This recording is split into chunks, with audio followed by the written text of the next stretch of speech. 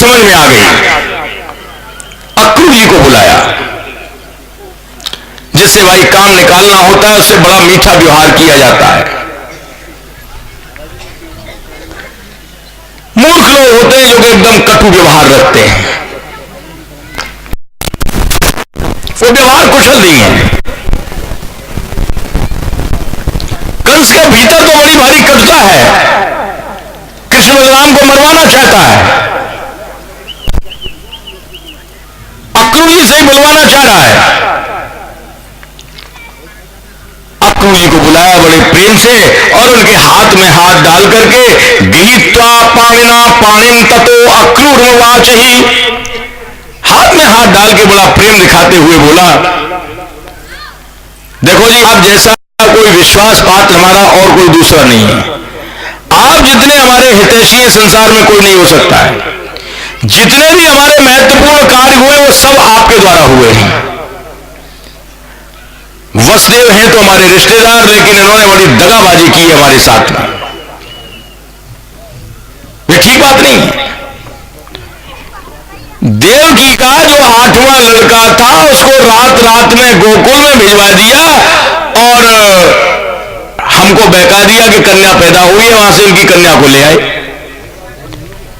हम भी इनके साथ वैसा ही व्यवहार करेंगे, बस तुम्हारे सहयोग की जरूरत है। हमारा सोने का रथ ले जाओ और कृष्ण बलराम को यहां ले लाओ। धनुष यज्ञ के बहाने से कहना कि धनुष यज्ञ हो रहा है और आपसे बड़ा प्रेम रखते हैं, आपके लिए सोने का रथ भेजा है। नंद और यशोदा को भी, नंद और ग्वाल वालों को भी निमंत्रण देना। यहां जब लेवा लाओगे तो यहां तो हमारे पहलवान हैं, चाणूर मुष्टिक आदि, वो सब चकनाचूर कर देंगे, लौटने ही नहीं देंगे। हमारा काल हमेशा हमेशा को खत्म हो जाएगा। बोलो ठीक है ना ये बात? अक्रूर जी बोले कि सिद्ध्य सिद्धो समम कुर्या दैवम ही पर साधनम। बोले आप कह रहे हो ठीक है, हम चले जाएंगे, लेकिन काम बनना न बनना ये तो दैव की इच्छा के अधीन होता है। मनुष्य को प्रयत्न करना चाहिए अपने बचाव के लिए। आप कह रहे हो हम चले जाएंगे जरूर। इसी बीच में केशी और व्योमासुर ये बहुत बड़े बलवान थे, ये कंस के पास में आए, बोले महाराज आपको अक्रूर जी को भेजने की जरूरत ही नहीं पड़ेगी, हम आपके काल को समाप्त करके आपके दरवाजे पर लाके पटक देंगे। अगर न ला पाए तो फिर आप पीछे इनको भेज देना। कहने का भाव यह है कि केशी और व्योमासुर पर उनका काल नाच रहा था, उनकी मौत उनकी बाट देख रही। केशी जो था ये घोड़े के रूप में रहा करता था, बड़ा भयानक, देवता भी एकदम इसकी हीन नाट को सुन के कांप जाया करते थे। केशी आया कृष्ण के पास में और आके उनके हाथ को चबाने लग गया। श्री कृष्ण अपने हाथ को बढ़ाते गए, वो रोष में चबाता जा रहा है, उसके दांत कटाकट टूट टूट के गिरते जा रहे हैं और इतना बढ़ा दिया कृष्ण ने हाथ को और आखिर में उसको हलाया, उसका पेट एकदम ककड़ी की तरह से फट गया। बोलो कन्हैया लाल की जय। व्योमासुर जो था ये मैं दानव का लड़का था, बड़ा मायावी। एक बार की बात है, श्री कृष्ण ग्वाल वालों के साथ में खेल रहे थे, उनका प्रिय खेल था चोर सिपाही। कुछ ग्वाले भेड़ बन गए, कुछ उनको चुराने वाले। ये जो व्योमासुर था ये भी ग्वाले का रूप बना करके गया और भेड़ बने ग्वाल वालों को चुरा लाया, लाकर के गुफा में बंद कर दिया। फिर दोबारा जाए, फिर दोबारा चुरा लाया, गुफा में बंद कर जाए। बहुत से ग्वाल वालों को ले गया, गुफा में बंद कर आया। यह गुफा आज भी मौजूद है ब्रज में, राजस्थान के भरतपुर जिले में कामा तहसील है, वहां पर यह व्योमासुर गुफा मौजूद है। हमारी जब यात्रा जाती है तो हर बार व्योमासुर गुफा के दर्शन के लिए वहां पे जाया करते। श्री कृष्ण ने देखा अरे ये तो बड़ा गड़बड़ काम कर रहा है। तम निग्गी अच्युतो दोर्भ्याम पातयित्वा मही तले।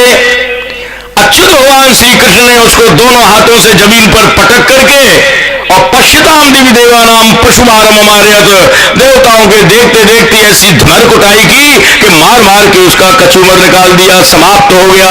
बोलो कन्हैया लाल की।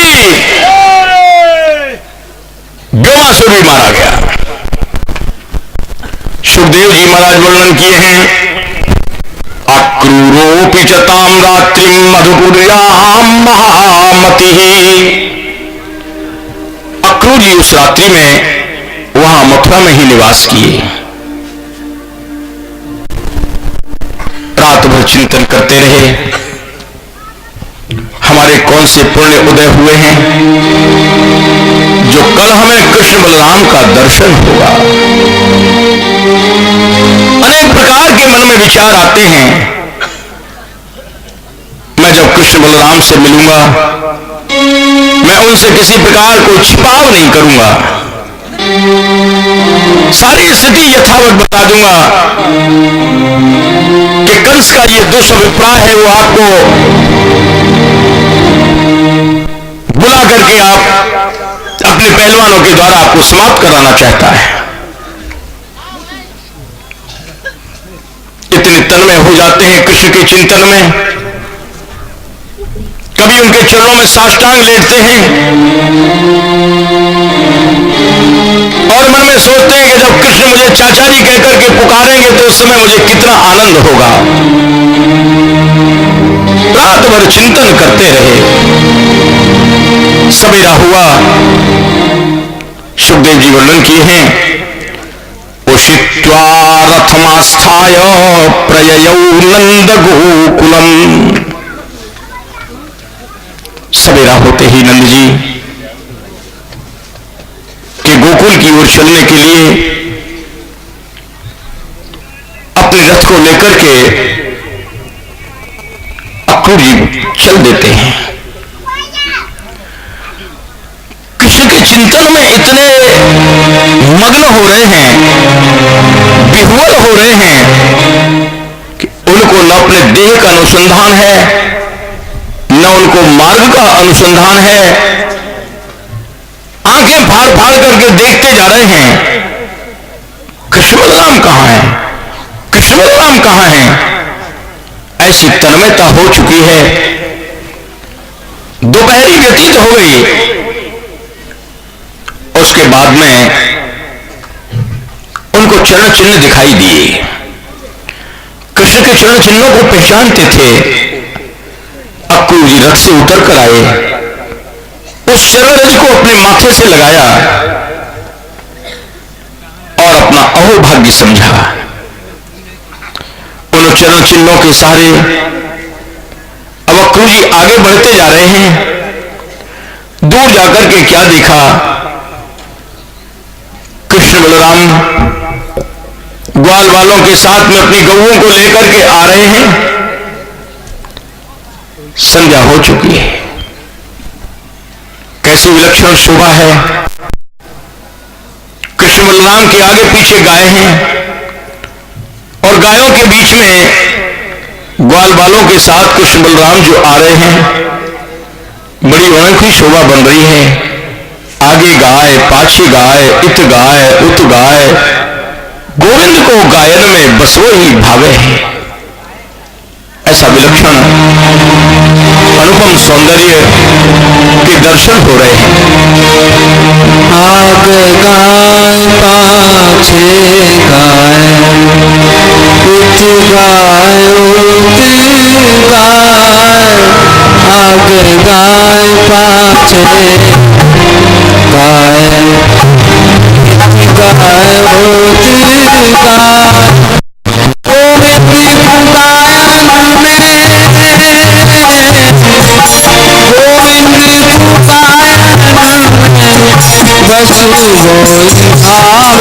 गाय,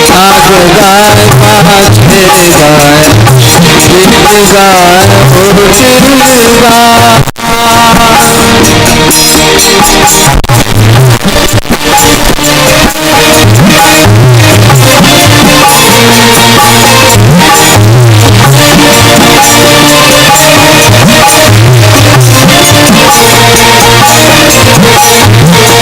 गायन संग उठावे गायन में सचू पावे गायन संग उठावे गायन में सचू पावे गायन की फुल रंग अकुल उठावे गायन की फुल रंग अकुल उठावे आगदार बाजे गाय गायन सुंदर दिखायो बेतु प्रभु ईश्वरायो गायन सुंदर दिखायो बेतु प्रभु ईश्वरायो गायन की करले उठावे गायन की करले उठावे आगदार बाजे गाय गीत गाय गोविंदी पुकारन में बस मोई भावे आगदार बाजे गाय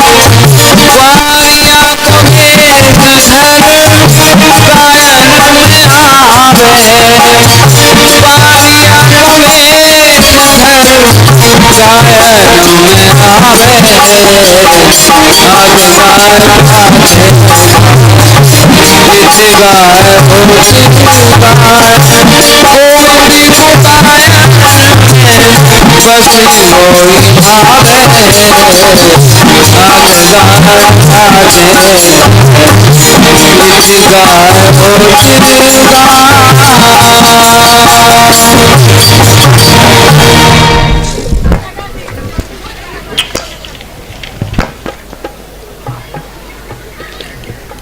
अक्रूर जी आगे बढ़े,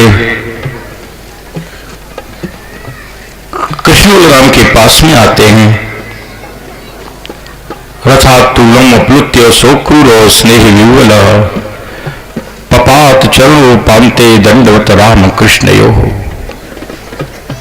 रथ से उतर करके कृष्ण बलराम के चरणों में साष्टांग प्रणाम करते हैं। श्री कृष्ण अक्रूर जी को उठाते हैं, चाचा जी उठो। अक्रूर जी का हृदय गदगद हो गया।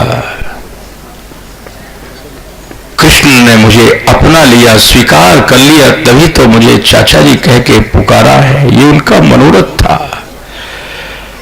जब कृष्ण मुझे चाचा जी कह के पुकारेंगे तो मुझे कितना आनंद होगा। उनका मनोरथ पूरा हो गया। अक्रूर जी बोले, कृष्ण, नारद जी ने सब गड़बड़ कर दिया। उन्होंने कंस को बता दिया, तुम्हारे जितने भी असुर मारे गए हैं ये वसुदेव के पुत्र कृष्ण बलराम के द्वारा मारे गए हैं, और ये कृष्ण वही देवकी का 8वां गर्भ है। तब से कंस ने आप दोनों को समाप्त कराने की कमर कस रखी है।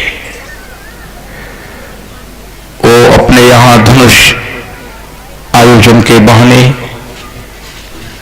धनुष यज्ञ के बहाने आप दोनों को मथुरा में बुला करके अपने पहलवान बलवानों के द्वारा आपको समाप्त कराना चाहता है। और इस क्रूर कर्म के लिए आपको लेने को मुझे भेजा गया है। श्री कृष्ण अक्रूर जी की इन सच्चाई की बातों को सुनकर के बड़े आनंदित हुए और बोले, चाचा जी हम आपके साथ जरूर चलेंगे, लेकिन आप एक काम करो, आप पहले हमारे बाबा नंद जी के पास में चले जाओ और उनको ये सब बातें सच सच मत बताना, नहीं तो बाबा हमको भेजेंगे नहीं। उनसे तो यही कहना कि महाराज कंस के यहां पर एक बहुत बड़ा धनुष यज्ञ हो रहा है, आप सब लोगों से बड़ा प्रेम करते हैं, आपके लिए निमंत्रण भेजा है और कृष्ण बलराम के लिए उन्होंने अपना सोने का रथ भी भेजा है। ये भी उनको बता देना, जब तक कृष्ण बलराम की इच्छा रहे तब तक वो मथुरा में रहे, जब उनका मन न लगे जब टाइम तब चले आए वहां से, कोई बंधन थोड़ा ही। अक्रूर जी को समझा बुझा करके श्री कृष्ण नंद जी के पास में नंद भवन भेज देते हैं। कृष्ण बलराम ग्वाल वालों के साथ में अपनी गायों को लेकर के जैसे रोजाना जाया करते थे, आज भी वैसे ही जा रहे हैं, हंसते बोलते हुए। ग्वाल वालों को क्या पता है आज हमारी यात्रा कृष्ण के साथ में आखिरी यात्रा है।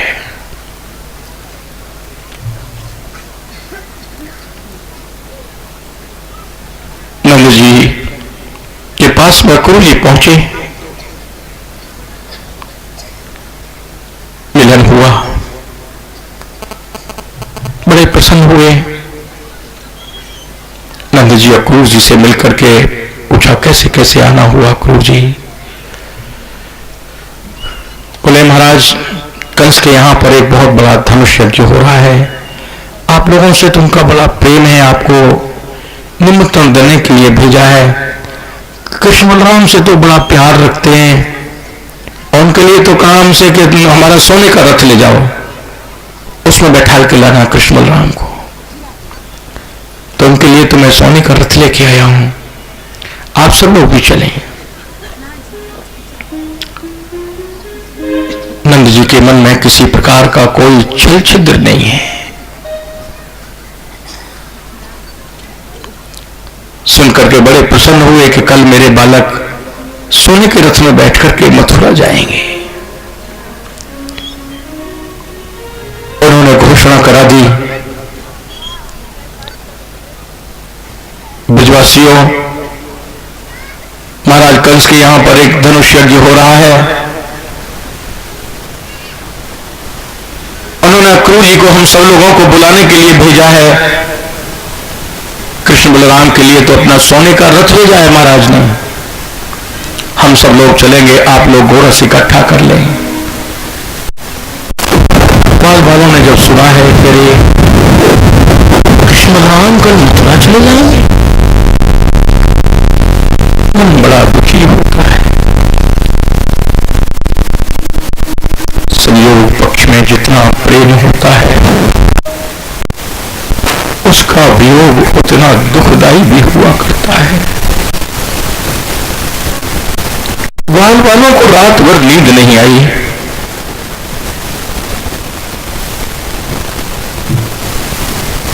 प्रेम का इतना अधिकार है। ग्वाल वाल कहते हैं कि अरे कन्या को मैं मना कर दूंगा तो नहीं जाएगा, मेरी बात तो मान लेता है, मैं बुलाऊं कृष्ण से।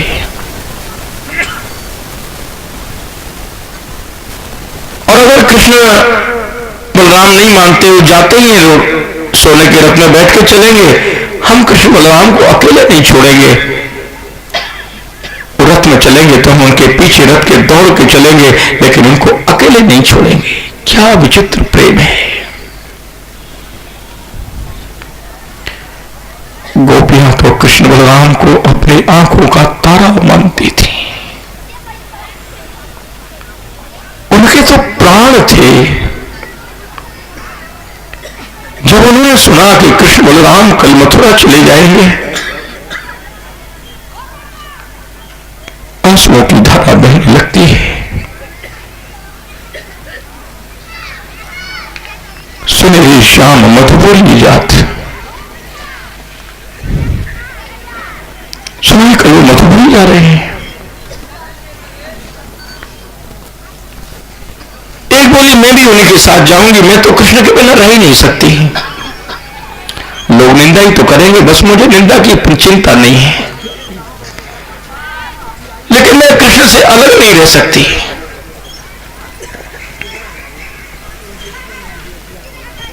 रात भर गोपियों की चिंतन में व्यतीत होती है।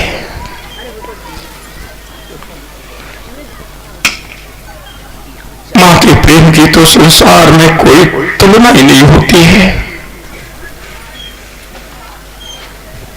श्री कृष्ण जितने दिन ब्रज में रहे,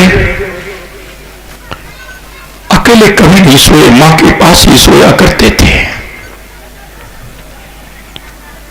आज भी मां के पास सोए हुए हैं, लेकिन मां ने सुन लिया है कि आज कृष्ण बलराम कल मथुरा चले जाएंगे।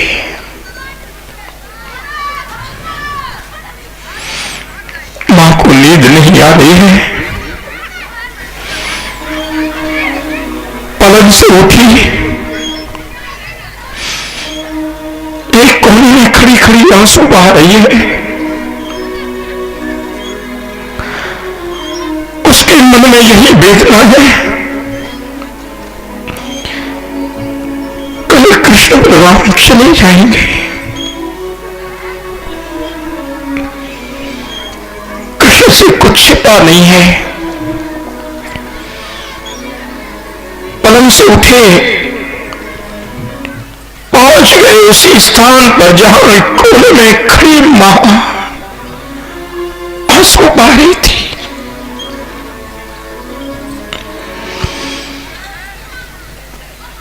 वस्त्र पकड़ लिया, मां मां मां। मां ने आंखें खोली, सामने देखा कन्हैया खड़ा है। अपनी गोद में उठा लिया, उसके मुंह को चूमा। कृष्ण बोले मां तो क्यों रो रही है?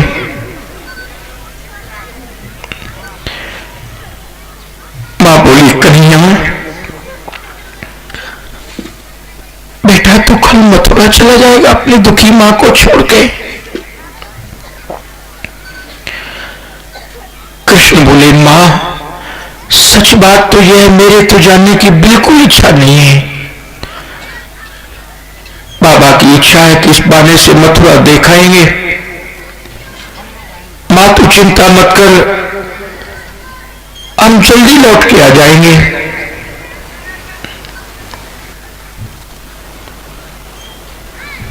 मां अपने लाडले कन्हैया का श्रृंगार करने बैठ जाती है।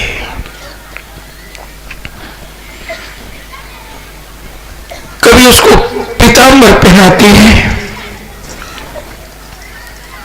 कभी काजल लगाती है, तो कभी पत्रावली बनाती है। मां की आंखों से झरझर आंसू गिरते जा रहे हैं। मां को ऐसा लग रहा है कि अब शायद भविष्य में कभी मुझे अपने लाडले कन्हैया का श्रृंगार करने का सौभाग्य अब नहीं मिल पाएगा। और सोच रही है शायद लाला का आखिरी श्रृंगार कर रही है।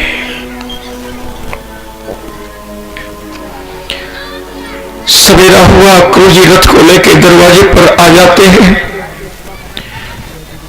कृष्ण बलराम दोनों भाई उस रथ में बैठ गए। अब क्रूजी ने रथ को आगे बढ़ा दिया।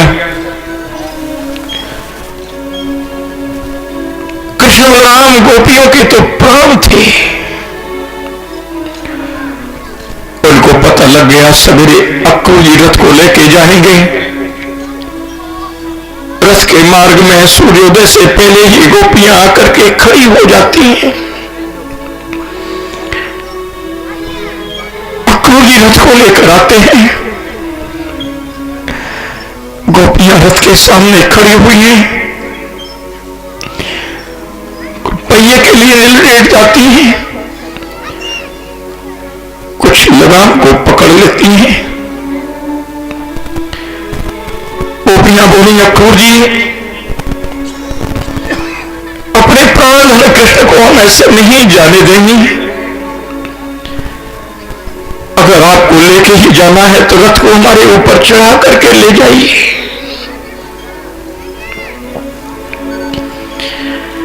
एक बोली, अक्रूर जी अपने स्वामी कंस को जाकर के समझा दो, कोई यातना देनी हो हमको दे ले, हम सहर्ष सह लेंगे। गोपियों के हृदय के उद्गार फूट पड़ते हैं। कहती है, अक्रूर जी कंस से कहना, तोक पहराओ पांव बेली में भराओ गाड़े, बंधन बंधाओ ओ खिंचाओ काची खालसो। हमारी कच्ची खाल को सड़ासी से खींच लिया जाए, हमें मंजूर है अक्रूर जी। बिछले पियाओ तापे मुठ भी चलाओ, फिर बंधन बंधाओ ओ खिंचाओ काची खालसो। हमको जहर दे दिया जाए, जहर पी करके हम समाप्त हो जाएंगे। बीचों की सेज पे हमको सुला दिया जाए, डंक मारते रहेंगे, हम उस पीड़ा को सहती रहेंगे अक्रूर जी।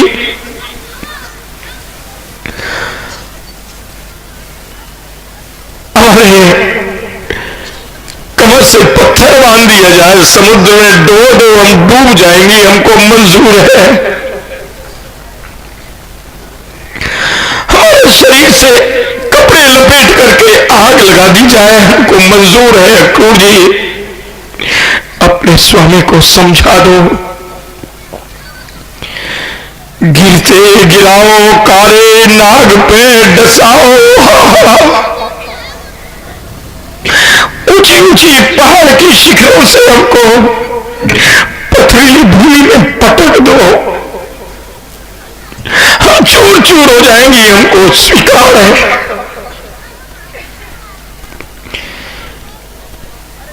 काली नागों की कोठरी में डाल दो, वो डस लेंगे, हम समाप्त हो जाएंगे। लेकिन अक्रूर जी अपने स्वामी से कहना, प्रीति ना छुड़ाओ गिरधर गोपाल सो, रघुनंदन श्री कृष्ण से हमारी प्रेम की डोर को मत तोड़ो। कह करके गोपियां पछाड़ खा के गिर जाती हैं। श्री कृष्ण रथ से उतर करके आए, गोपियों का स्पर्श करते हैं, उनमें चेतना का संचार हुआ, अलग अलग रूप में दर्शन देते हैं और आश्वासन देते हैं। अरे गोपियों, मैं तुमसे अलग कहा हूं, थोड़े समय के लिए हम जा रहे हैं, फिर जल्दी लौट करके आ जाएंगे। गोपियों को समझा बुझा करके अब कृष्ण बलराम दोनों भाई अक्रूर जी के रथ में बैठ जाते हैं। ममता भरी मां देख रही है। अक्रूर जी ने रथ को आगे बढ़ाया। उनको विश्वास था गोपियां कन्हैया से बहुत प्यार करती हैं, कन्हैया भी गोपियों की बात मान लेता है। गोपियां कन्हैया को जाने नहीं रही, लेकिन अब देखा मेरे लाला को कोई नहीं रोक रहा है। ममता भरी मां के पास में ममता के अलावा होता ही क्या है। बेचारी पछाड़ खा करके गिर जाती है। मेरे लाला को कोई नहीं रोक रहा। श्री कृष्ण से मां का यह दुख नहीं देखा गया। रथ से कूद करके आए, मां के पास में पहुंच गए। मां मां मां ने आंखें खोली, सामने कन्हैया खड़ा है। बोली बेटा तू मुझे मां कह के पुकार रहा है। लोग कहते हैं मैं तेरी मां नहीं, देवकी तेरी मां है। कृष्ण रो पड़ते हैं। मां तू कैसी बात कह रही है? देवकी मां ने भले ही जन्म दिया हो, लेकिन मैंने तो तुमको ही मां समझा है। कितने कष्ट सह करके तुमने हमारा पालन पोषण किया। हम उन बातों को मां कैसे भूल सकते हैं? गोपियां उलाहना देने के लिए आया करती थी। मां तुमने कभी उनकी बात को सच नहीं माना, हमेशा मेरा ही पक्ष किया। हमारे जैसे उद्यमी बालक और तुम्हारी जैसे दयामय मां कभी नहीं मिल सकते हैं। मां सैकड़ों जन्म पा करके भी हम तुम्हारे ऋण से कभी पूरे नहीं हो सकते। दिन रैन वीराने उड़ाने सुने,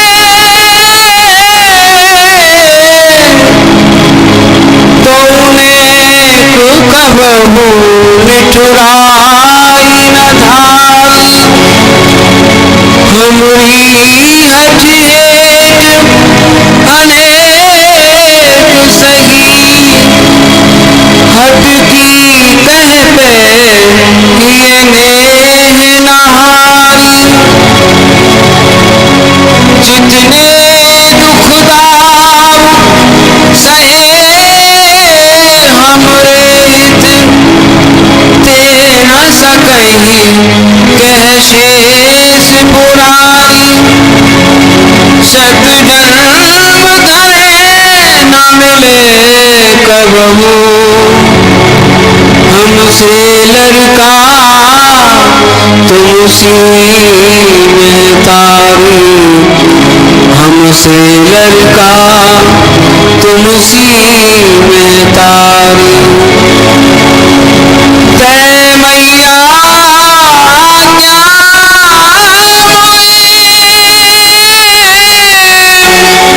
मत बरसावे नीर, तेरा मन मोहन सदा। मैया तेरे की, मैया तेरे की। 11 वर्ष तक श्री कृष्ण ब्रज में रहे। सबकी आंखों के तारे बनकर के रहे। आज अक्रूर जी के रथ में बड़े भैया बलदाऊ जी के साथ मथुरा को जा रहे हैं। सारा ब्रज कृष्ण की याद में तड़फ रहा है। क्या ग्वाल बाल गोपियां, पशु पक्षी गाय बछड़े सभी के मन में बड़ी भारी वेदना हो रही है कि आज कृष्ण भगवान जा रहे हैं। कैसा विलक्षण प्रेम है। पक्षी आकाश में उड़ रहे हैं, उन्होंने भी सुन लिया है कि कृष्ण बलराम जा रहे हैं। उनके ऐसे आंसू गिर रहे हैं मानो बरसात हो रही हो।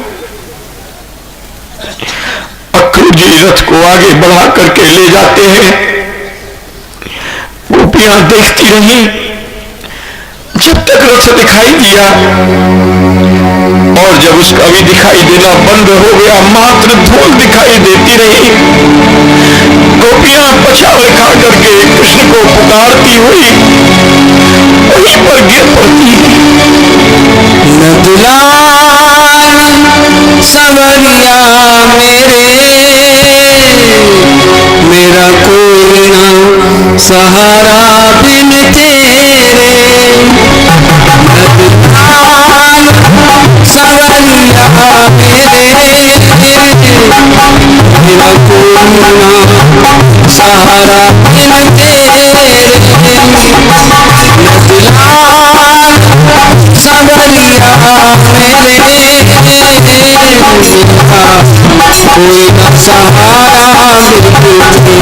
सहारा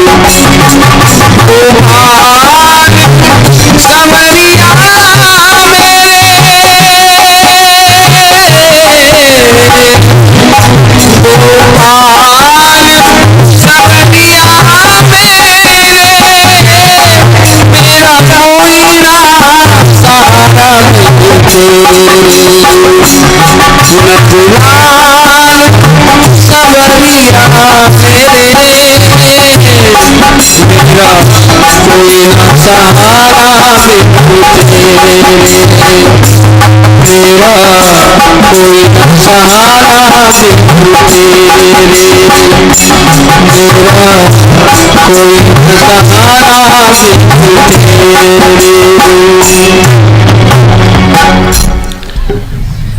अक्रूरी रथ को आगे बढ़ा के ले गए, यमुना के किनारे पहुंचे, यमुना के पार पर रथ को खड़ा कर दिया। कृष्ण बलराम को रथ में बैठे छोड़ करके अक्रूरी सोचते कि चलो मैं यमुना जी के जल में पहले स्नान कर लेता हूं। रथ को पार पर छोड़ करके अक्रूरी यमुना जी के जल में स्नान करने के लिए, गोता लगाने के लिए नीचे उतरते हैं। जैसे उन्होंने गोता लगाया तो क्या देख रहे हैं, कृष्ण बलराम को जल के भीतर देखा। मन में सोचने लगे दोनों बालक कितने चंचल हैं, मैं इनको रथ में ऊपर छोड़ करके आया था और यहां पर भी आकर के ये जल के भीतर आ गए। लेकिन उन्होंने जल से बाहर निकल करके देखा तो दोनों बालक रथ में बैठे हुए हैं। बड़ा आश्चर्य हुआ, मैं क्या देख रहा हूं, मैंने तो भी इनको जल के भीतर देखा था। दूसरी बार गोता लगाने के लिए आते हैं। बड़े भैया बलदाऊ जी ने कृष्ण से कहा, भैया अब इनके ऊपर दया कर दो। अब की बार जब उन्होंने गोता लगाया तो श्री कृष्ण चतुर्थ स्वरूप में दर्शन देते हैं। बलराम जी शेष रूप में हैं। चतुर्थ रूप में देख करके आश्चर्यचकित रह जाते हैं, अरे ये तो साक्षात ईश्वर है। उनकी स्तुति करते हैं, नतोऽस्म्यहं त्वाखिल हेतु हेतुम् नारायणं पुरुषमाद्यमव्ययम् यन्नाभिजातादरविंद कोशाद ब्रह्मा विरासीत यत एष लोकः। हे प्रभु, आप साक्षात नारायण हैं, अव्यय हैं। आपकी नाभि कमल से ब्रह्मा जी की उत्पत्ति हुई है, जिनके द्वारा सारे लोक की रचना होती है। हे प्रभु, मैं आपके पाद पद्म में बार बार प्रणाम करता हूं। रावण का अंत करने वाले राम रूप में प्रभु आप ही हैं। वासुदेव, संकर्षण, प्रद्युम्न, अनिरुद्ध, ये चतुर्वेद स्वरूप आपका ही है प्रभु। हे ऋषिकेश, इंद्रियों की स्वामी, मैं आपकी शरण में हूं। प्रपन्नम पाहि माम, प्रभु मेरी रक्षा करें। बड़े आर्त भाव से उनकी स्तुति की और स्नान से निवृत्त होकर के बड़े सम्मान के साथ में कृष्ण बलराम को रथ में बिठाल कर मथुरा की ओर आते हैं। जब मथुरा के निकट आए, अक्रूर जी बोले, कृष्ण पहले मेरे घर चलो, मैं आपके बिना कैसे प्रवेश करूंगा। श्री कृष्ण कहते हैं कि चाचा जी हम आपके यहाँ आएंगे, बड़े भैया बलदाऊ के साथ जरूर आएंगे। इस समय आप हमको यहां समीप के उपवन में छोड़ दें और महाराज कंस को खबर कर दें, हमारे आने की सूचना दें। श्री कृष्ण की रुचि के अनुसार समीप के उपवन में उनको छोड़ करके अक्रूर जी चले जाते हैं। वहां पर नंद और ग्वाल बाल पहले से आ चुके थे। कृष्ण बलराम से मिलकर के बड़े आनंदित होते हैं। इधर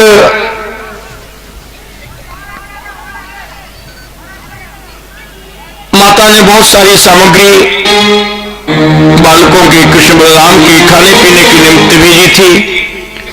नंद बाबा सबको भोजन कराते हैं और भोजन के उपरांत कुछ देर के लिए सभी लोग विश्राम करते हैं। सुखदेव जी महाराज वर्णन किए हैं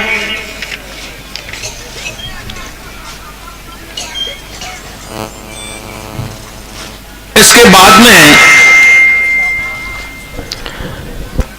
बाबा से आज्ञा लेकर के कृष्ण बलराम ग्वाल बालों के साथ में मथुरा नगरी देखने के उद्देश्य से जा रहे हैं।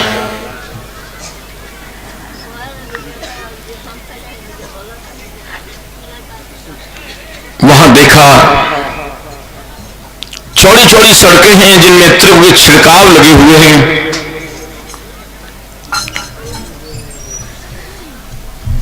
बीच बीच में स्फटिक मणियों के द्वार बने हुए हैं।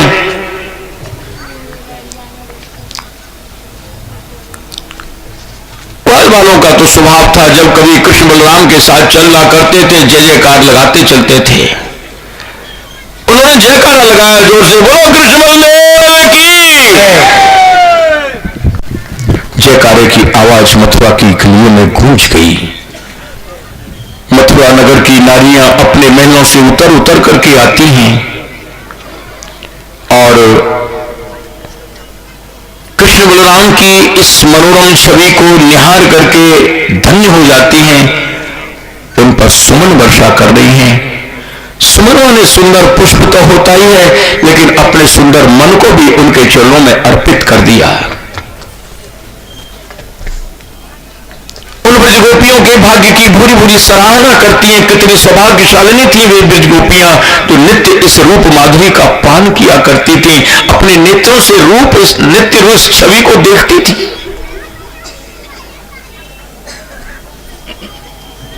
ग्वाल बाल आगे बढ़े, बोले भाई कन्हैया, हम तो अपने पुराने कपड़े ही पहन के चले आए, नई कपड़ा तो घर ही छोड़ आए।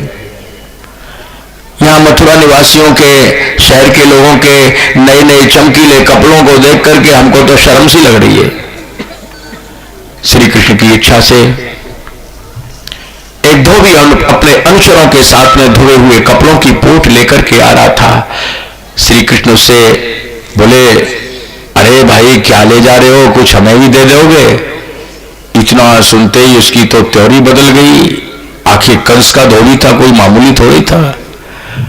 बोला, अरे तुम्हारे मोही राजा के कपड़ा पहनने लायक है ना? राजा के कपड़ा पहन के ही तुम गाय चराते होगे।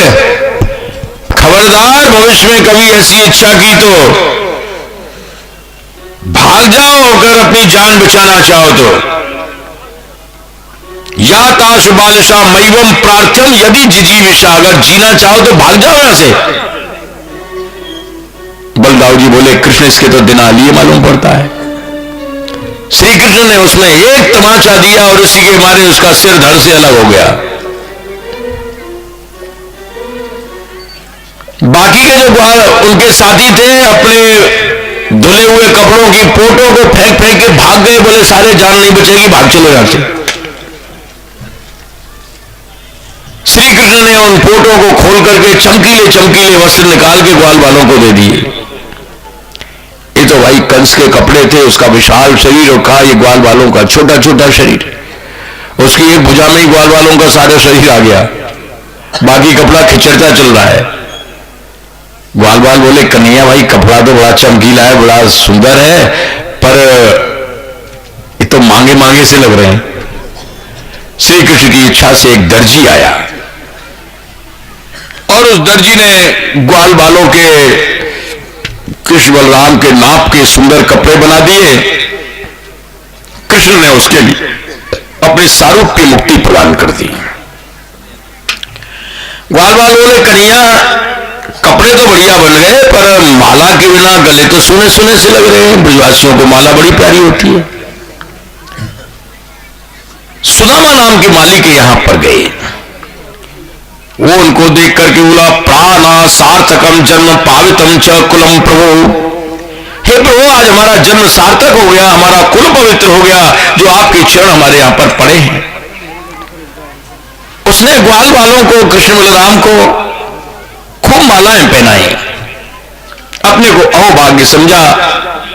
सो भी वव्रे अचलाम भक्ति, उसको भी उन्होंने अपनी अचल भक्ति प्रदान कर दी। अब ग्वाल बाल बोले, कन्हैया देख भाई, अब तो कपड़ाऊ बढ़िया है गए और मालाऊ हैं, पर एक कसर और रह गई है। चंदन के बिना माथे तो सूने सूने से लग रहे हैं। श्री कृष्ण की इच्छा से एक कूजा नाम की स्त्री, जो कंस के यहां चंदन घिसने का काम किया करती थी, सैरंधी बोलते इसको, यह घिसा हुआ चंदन लेकर के आ रही थी। टेढ़ी कुबड़ी थी बेचारी। श्री कृष्ण उससे बड़े मीठे शब्दों में बोले, अरे सुंदरी, क्या ले जा रही हो? उसने देखा, ऐसा सुंदर रूप उसने अपने जीवन में नहीं देखा था। देख करके बोली, हे त्रिभुवन सुंदर, मैं कंस की दासी हूं, चंदन घिसने का काम किया करती हूं, आपसे बढ़कर के इसका अधिकारी और कौन होगा? वो घिसा हुआ चंदन कृष्ण बलराम और ग्वाल वालों के माथे पर लगा दिया, सारा चंदन लगा दिया। श्री कृष्ण ने अपने दर्शन का तत्काल फल प्रदान करने के उद्देश्य से उसके कुबड़ेपन को दूर करने का मन में संकल्प कर लिया और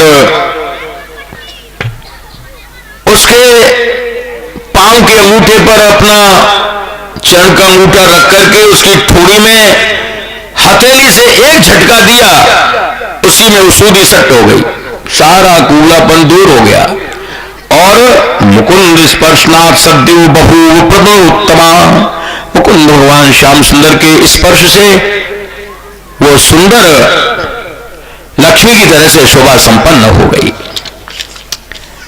अब तो कन्हैया जी का पटका पकड़ लिया, बोले अब तो मैं तुम्हें नहीं जाने दूंगी, अब तो मेरे साथ रहो।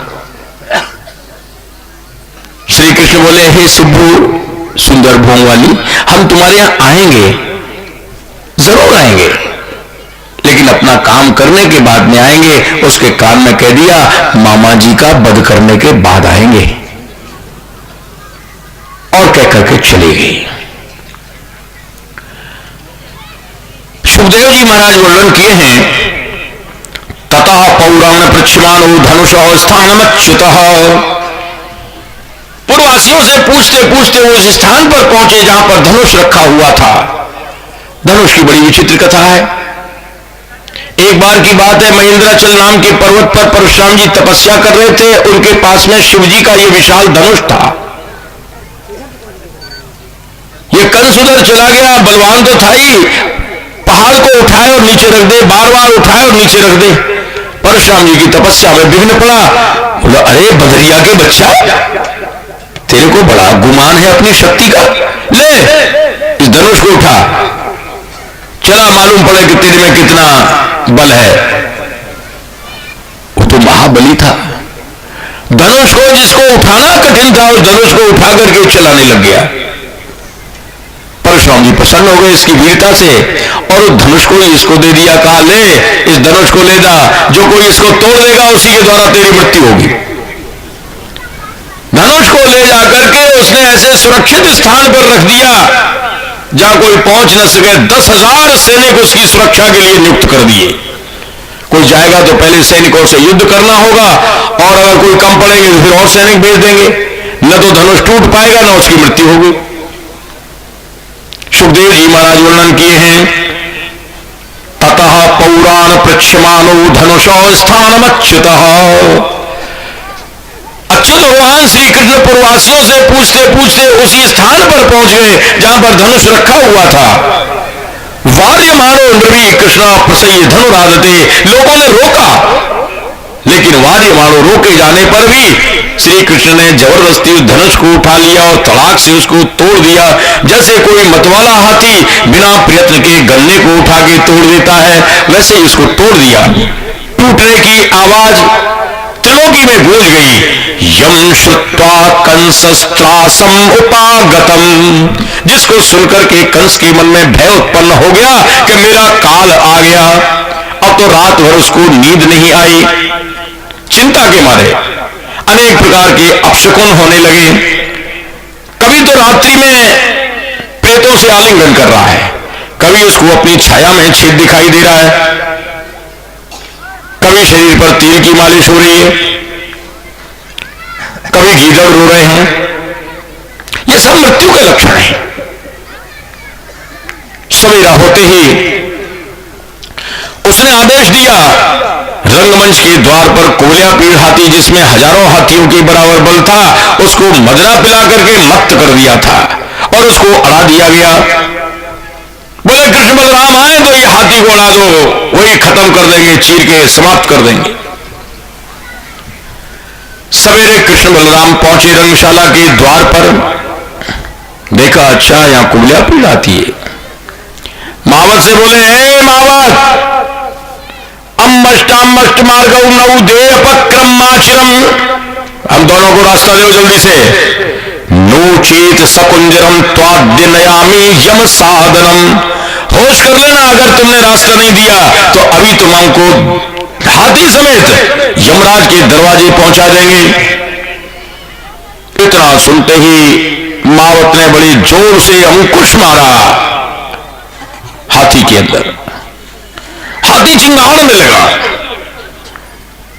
और आकर के कृष्ण बलराम के ऊपर टूट पड़ा, उनको अपनी सूंड में लपेट लिया। ये तो बड़े नटखट हैं, नटेश वरिष्ठ और नटों में भी श्रेष्ठ हैं। उसकी सूंड में से सटाक से निकल गए, कभी नीचे होके आ जाए, कभी पीछे होके आ जाए, और इतनी जल्दी जो है हाथी चक्कर नहीं काट पाता, आधे से दम तो उसके यूं कर लिए। दोनों भाई बड़े कौतुकी हैं। कृष्ण ने सूंड को पकड़ लिया, बलदाव जी ने पूंछ को पकड़ लिया और दोनों भाई रस्सा कसी खींच रहे। अंत में श्री कृष्ण ने निगृह्य पाणिना हस्तम पातयामास भूतले, सूंड को घुमा करके और जमीन में पटक दिया। उसके प्राण पखेरु उड़ गए, समाप्त हो गया। उसका दांत निकाल लिए, एक दांत बलदाऊ जी ने अपने कंधे पर रखा, एक श्री कृष्ण ने रख लिया। अब श्री कृष्ण बलदाऊ जी के साथ में रंगशाला में प्रवेश कर रहे हैं। वहां पर हजारों नर नारी बालक वृद्ध सब मौजूद थे, बड़े बड़े पहलवान भी थे, देखने के लिए आए हुए थे। लेकिन वहां पर बड़ी एक विचित्र विलक्षण बात यह हुई कि जितने वहां पर लोग उपस्थित थे, सबको कृष्ण की छवि अलग अलग रूप में दिखाई दे रही है। मल्लानाम शलिनाम नरवरः स्त्रीणाम स्मरो मूर्तिमान, गोपानाम स्वजनो अस्ताम क्षितभुजाम शास्ता सुपित्रो शिशु। बड़े बड़े जो पहलवान थे, उनको श्री कृष्ण का शरीर वज्र की तरह से कठोर दिखाई दे रहा है। नराम नरवरः, सामान्य सभी लोगों को श्रेष्ठ पुरुष के रूप में दिखाई दे रहे हैं। वही कृष्ण स्त्रीणाम स्मरो मूर्तिमान, युवती स्त्रियों को वो साक्षात कामदेव के रूप में इतने सुंदर दिखाई दे रहे हैं। गोपानाम स्वजनो, ग्वाल वालों को अपने सखा अपने मित्र के रूप में देख रहे हैं। और असताम क्षितभुजाम शास्ता, जो दुष्ट राजा थे उनको कठोर शासक एडमिनिस्ट्रेटर के रूप में दिखाई दे रहे हैं। वहां पर देवकी वसुदेव और नंद जी के बैठने के लिए भी इंतजाम किया गया था, इसलिए उसको विश्वास था कि हमारे पहलवान कृष्ण बलराम को मार डालेंगे और इनको जब मारते हुए देखेंगे तो इनको और ज्यादा दुख होगा, उनको कष्ट देने के लिए, मानसिक कष्ट देने को। लेकिन वहां पर जो देवकी वसुदेव नंद बाबा जो थे, उनको स्वपित्रो शिशु, उनको अपने छोटे से बालक के रूप में कृष्ण दिखाई दे रहे हैं। वही कृष्ण मृत्युर्होज पते विराट विदुषाम तत्वम परम योगिनाम, कंस के लिए काल रूप में दिखाई देते, यही मेरा काल है। योगियों को परम तत्व के रूप में कहने का भाव यह है, जैसी जिसकी भावना थी, जैसे राम जी मिथिला में गए थे, जाकी रही भावना जैसी, प्रभु मूरत देखी तिन तैसी, उसी तरह से श्री कृष्ण सबको अलग अलग रूप में दृष्टिगोचर हो रहे हैं। कृष्ण को देख करके वहां पर अन्य लोग भी जो थे, समझदार भी लोग थे, चर्चा कर रहे हैं आपस में, देखो भाई ये जो श्याम वर्ण के हैं, नीले मेघी से इनके अंग की कांति है, ये बड़े बलवान है, इनका नाम कृष्ण है। इन्होंने छठी के दिन पूतना को मार दिया, शक्तासुर को मारा, तृणावर्त को मारा, बकासुर, बत्सासुर, अगासुर, इन्होंने ही मारे हैं। काली नाग को मान मर्दन किया, उसको नाथ लिया इन्होंने, दावाग्नि को पी गए। और यही वो है कृष्ण जो 7 दिन तक गिरिराज पर्वत को अपने नक के ऊपर धारण किए रहे थे, इंद्र का मान मर्दन किया। और तो क्या कि इनकी लीलाओं को देख करके ब्रह्मा जी को भी मोह हो गया था। दूसरे जो है बलदाव जी का परिचय देते हुए बोले, अयम चास्याग्रज श्रीमान राम कमल लोचन। दूसरे जो है ये गोरे रंग के इनके बड़े भैया बलदाऊ हैं, इनके कमल जैसे नेत्र हैं, ये भी बड़े बलवान हैं। इन्होंने प्रलंबासुर को मारा है, धेनुकासुर को इन्होंने ही मारा है। शांत और मुष्टिक आए, बोले देखो भाई, हम सब लोग महाराज कंस की प्रजा हैं, हम लोगों को चाहिए कि महाराज का मनोरंजन करने के लिए हम उनको कुश्ती लड़के दिखाएं। ये बात सुनकर के कृष्ण बोले, भाई बात तो सही है, हम भी चाहते हैं महाराज का मनोरंजन होना चाहिए, हम उनकी प्रजा हैं, लेकिन बाला वयम तुल्य बलई क्रीडिश्यामो यथोचितम। अरे भाई हम बालक ही तो हैं, हम अपनी जोट के हिसाब से जो लड़ेंगे, बराबर बालों से हम लड़ेंगे।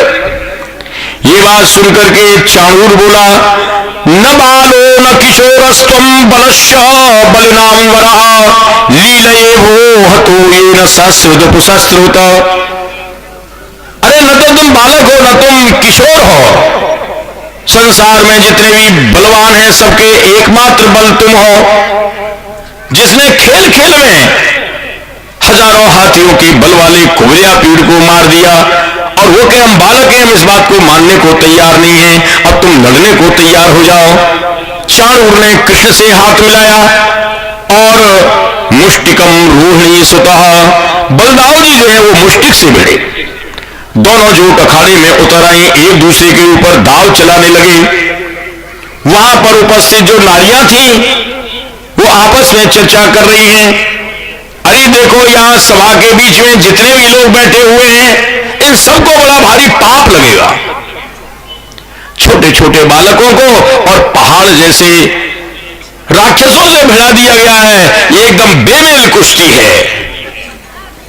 जो अन्याय करता है वो तो पाप का भागीदार होता ही है, लेकिन जो अन्याय को देखता है, अन्याय का विरोध नहीं करता है, वो भी पाप का भागीदार होता है। या जितने भी लोग बैठे हुए हैं, कोई इसका विरोध नहीं कर रहा है, इन सबको पाप लगेगा। नंद बाबा पास में सुन रहे हैं,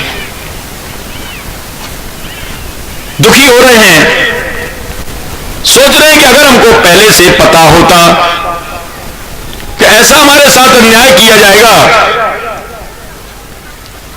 तो हम इन बालकों को लेके ही नहीं आते। मनौती मान रहे, हे नारायण बाबा, हे नारायण भगवान, हमारे बालकों का बल बढ़ा दो, इतना बढ़ा दो जिससे कि ये इनको मार डाले। श्री कृष्ण समझ गए बाबा घबरा रहे हैं, सोचा ज्यादा देर करना ठीक नहीं है। अवधि लीलया राजन सावज्ञम वाम मुष्टिना, खेल में बाएं हाथ से ऐसा मुक्का दिया कि चाणूर समाप्त हो गया। बलदाऊ जी ने मुश्तिक को खत्म कर दिया। चाणूर और मुश्तिक मारे गए। कूट शल तोशल ये आए, इनको भी खत्म कर दिया। बाकी के पहलवानों में भगदड़ मच गई। राजा कंस के पास में खबर पहुंची, बड़े बड़े मल्ल मारे गए हैं और बाकी में भगदड़ मच रही है, भागे जा रहे हैं। कंस ने हुक्म दिया, निस्सार्यत दुर्वृत्तौ वसुदेवात्मजो पुरात, अरे वसुदेव के दोनों छोरान को निकालो नगर से। धनम हरत गोपानाम नंदम बदनी दुर्मति, ग्वाल वालों के धन को हरण कर लो, नंद को बांध दो, वसुदेव को खत्म करो, ये बड़े दुष्ट हैं।